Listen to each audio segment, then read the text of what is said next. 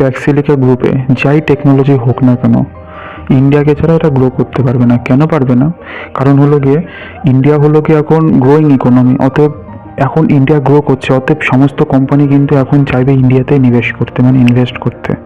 যদি আমেরিকা এখন চায় যে ইন্ডিয়ার সাথে পুরো কাটছাট করে নেবো, তাহলে হবে না। কারণ আমেরিকান যে কোম্পানিগুলো আছে তারা তো প্রফিট করে, তারা টাকার জন্য আসে, টাকা টাকা টাকা কথা বলে, টাকার জন্য আসে। এইবার বিষয়টা হলো এটা যে ওই কোম্পানিগুলো কন্টিনিউয়াসলি ইন্ডিয়াতে ইনভেস্ট করবে। কেন ইনভেস্ট করবে? কারণ ইন্ডিয়া এখন গ্রো করছে। ইন্ডিয়া যেহেতু এখন গ্রো করছে, সেহেতু ইন্ডিয়াতে ইনভেস্ট করলে তাদের টাকা পয়সা ভালো উপার্জন হবে, সো তারা ইন্ডিয়াতে ইনভেস্ট করবে।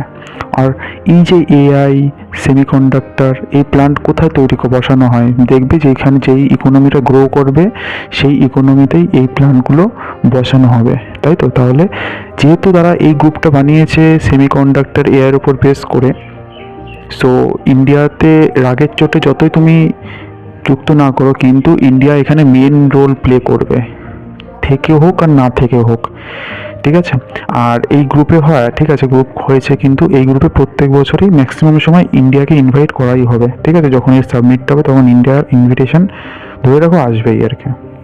আর ইউএসের অ্যাম্বাসেডার যখন স্টেটমেন্টটা দিয়েছে, স্টেটমেন্টটা দেওয়ার পর আমাদের যে শেয়ার মার্কেট আছে সেই শেয়ার মার্কেটও একটু পজিটিভ গ্রোথ রেট দেখা দিয়েছে, ঠিক আছে? কারণ সবাই বুঝতে পারছো যে ওই স্টেটমেন্টের উপর বেস করে অনেকে একটু ভরসা পাচ্ছে আর কি, তাই না? সিমিলারলি ইউএস আগের মতন করেই আবার যেই কাউন্টার টেরোরিজমের ওপর কাজ, টেক রিলেটেড কাজ, তারপর এডুকেশনের উপর কাজ, ইন্ডিয়া ইউএস একসাথে যৌথভাবে আবার পুনরায় শুরু করবে, এটা আশা সবাই করছে, ঠিক আছে? পজিটিভ রিলেশনের দিকে, রিলেশন পজিটিভ হবে, এই দিকে যাওয়ার সবার মনোভাবটা আছে যে হ্যাঁ হতে পারে। আজকের আপডেট এইটুকুই। এইবার তোমাদের কি মতামত? ইউএসের সাথে ইন্ডিয়ার রিলেশন, ইউএস কি সত্যি ভরসার যোগ্য?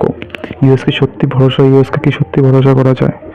ডেফিনেটলি আমার তো মনে হয় না, ঠিক আছে? পার্টনার আছে মানে বলে না, একটা ক্লোজ ফ্রেন্ড দরকার নেই, মানে ফ্রেন্ড ফ্রেন্ড, ঠিক আছে, মানে তুমি ফ্রেন্ড, ঠিক আছে? একটু অতটা বায়াস হওয়ার দরকার নেই যে হে মানে জোর আছে বলে কি তুমি জোর খাটাবে, আমি মাথা নিচু করে দেবো, এইগুলো তো ইগোরেস্টিক কথা বললে তুমি বাদ।